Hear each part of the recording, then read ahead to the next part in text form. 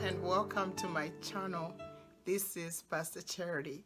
I'm so glad you made it here, and I ask you to subscribe if you like what you're going to hear so that you can continue getting more of the videos. Relax and enjoy this video. The other day I was driving to work and listening to a Christian radio station, and they were talking about how the schools here in America are coming up with making report card, but in two separate ways, where one part will be for the kids and the other part will be for the parents. And their reasoning is that they don't want the struggling children to know how bad they're doing, but their parents can actually know.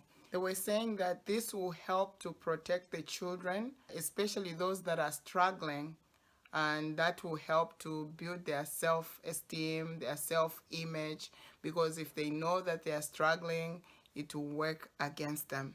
And that really struck a chord in me, because I believe that struggle is an important part of the growth experience.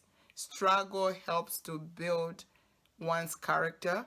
It helps to build resilience. It helps to make people strong and become great leaders. Because if we expect our children to become anything responsible at all, if we expect them to grow, to know how to face this world, then we should not rob them of the struggle, because the world out there is not going to defend your child. The world out there is not going to protect your child. It's not going to nurse your child. The world out there is very, very harsh, and we need to prepare our children for the world ahead of them, because we won't be there to protect them all the time. And that's why we should let them live this life, without protecting them too much, to a point where they are babied like that. I was reminded of the story of this little boy who tried to help a butterfly to come out of a cocoon.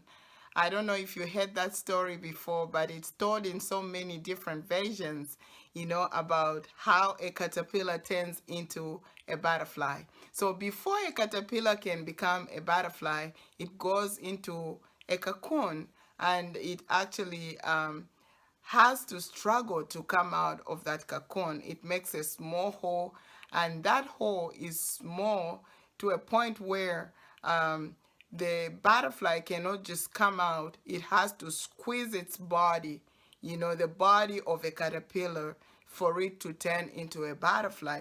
But then they say that when it's squeezing its body, as it's struggling to come out of that cocoon, it's the juices of the body of the caterpillar that goes into the wings of the butterfly and makes the wings strong so that the butterfly can fly high.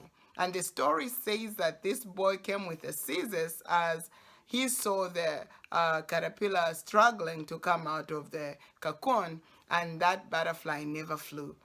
And it actually lived a very short life. So anyone that we love so much and want them to be great in life, we should give them permission to struggle. I remember growing up, we were given chores in our homes. As young as the age of 5, 6, you started learning to do little things in the house. And by the time we were around 9, 10, we were able to cook for the big families.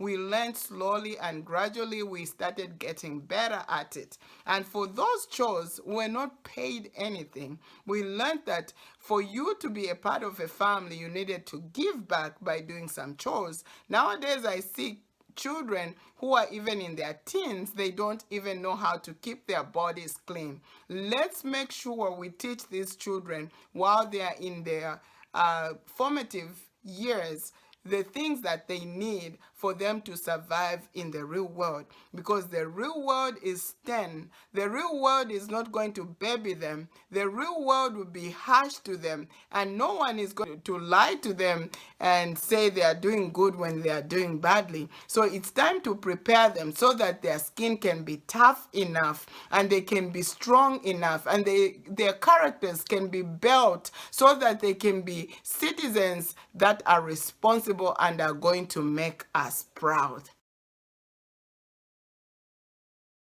The funny thing is that a lot of parents who struggled growing up, when they have children and they have made it in life, they tend to spoil their children by giving them so much.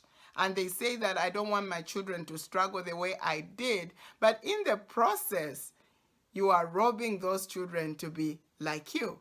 Why wouldn't you want them to learn the things that you learned? That's the best gift that you can give to your child, is to teach them the value of things. I've seen people buying very expensive clothes for their children who don't know the value for those things. So when you buy an expensive outfit or an expensive shoe to someone who has no idea how much it costs you to buy those things, they'll just misuse it because they don't know the value of it. So teach your children the value of the things that you're buying for them so that they can respect where you are coming from. And some parents do all the work in their homes while the children sit back. They prepare the food, they go to work, and the children's job is just to eat and to demand for things. Let's teach our children so that they can grow up to be responsible.